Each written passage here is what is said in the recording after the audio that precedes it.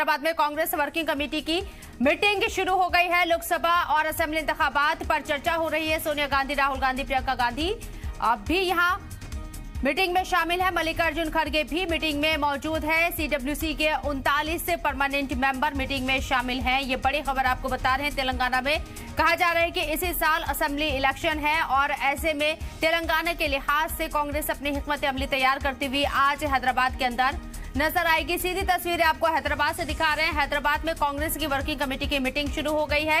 लोकसभा और असेंबली इंतखाबात पर यहां चर्चा होगी। सोनिया गांधी, राहुल गांधी, प्रियंका गांधी वाड्रा भी मीटिंग में शामिल है। इसके साथ ही आपको बता दें कांग्रेस सदस्य मल्लिकार्जुन खड़गे भी मीटिंग में पहुंच गए हैं।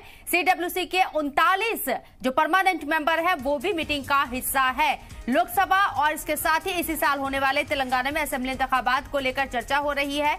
एक तरफ जहां कांग्रेस अजीम इत्तेहाद के तहत यानी कि जो अलायंस उन्होंने बनाया है इंडिया इत्तेहाद के तहत तमाम रियासतों के अंदर चुनाव लड़ने का मन बना रही है, लोकसभा इलेक्शन लड़ने का मन बना रही है। लेकिन अगर तेलंगाना के हिसाब से बात करें तो केसीआर की पार्टी इस अजीम इत्तेहाद के साथ नहीं है, वो अलग है, इस इत्तेहाद में शामिल नहीं हुए हैं इंडिया इत्तेहाद में। ऐसे में तेलंगाना के अंदर कांग्रेस की क्या स्ट्रैटेजी रहेगी ये देखना होगा। लेकिन फिलहाल मीटिंग शुरू हो चुकी है। ये सीधी तस्वीरें हैदराबाद से आपको दिखा रहे हैं। सोनिया गांधी आपको नजर आएंगे, राहुल गांधी भी आपको नजर आएंगे और इसके साथ ही आपको बता दें कांग्रेस सदस्य मल्लिकार्जुन खड़गे भी मीटिंग में पहुंच गए हैं। प्रियंका गांधी वाड्रा भी इस मीटिंग का हिस्सा है। साथ ही साथ आपको बताएं कि सीडब्ल्यूसी की जो 39 मेंबर हैं परमानेंट वो भी इस मीटिंग में शामिल है।